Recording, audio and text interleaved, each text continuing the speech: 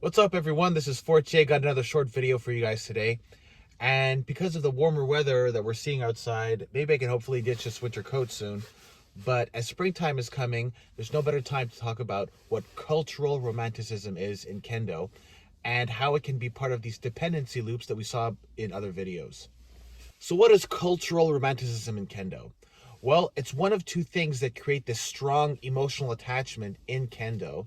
I probably talked about this on a podcast at some point, but there's a lot of Western practitioners that come into Kendo with a lot of unmet psychological needs, especially when it comes to spirituality. This is in part due to a lot of people in the West becoming more atheist, but also because of the lack of inherent spiritual practice in the West, and the fact that Japan is often construed to be this symbolic landscape of spirituality, discipline, harmony, and aesthetic refinement. There is a natural tendency to project spiritual and mystical qualities onto Japan.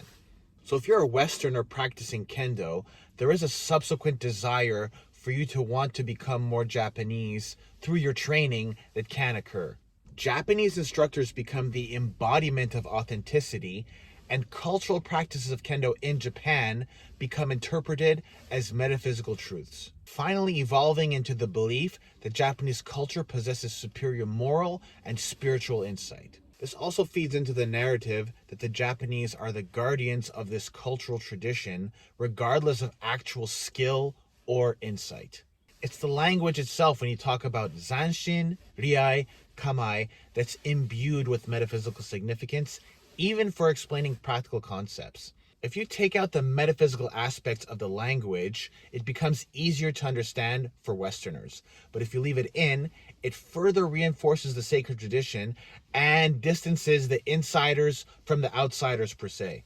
Once you understand these concepts, it becomes easier to navigate this space, but you have to be careful not to fall into these reinforcement loops that lead to spiritual addiction that essentially resembles monastic devotion. As a Westerner, it can push you through thought loops of inadequacy and shame because of a cultural absorption that can never really happen.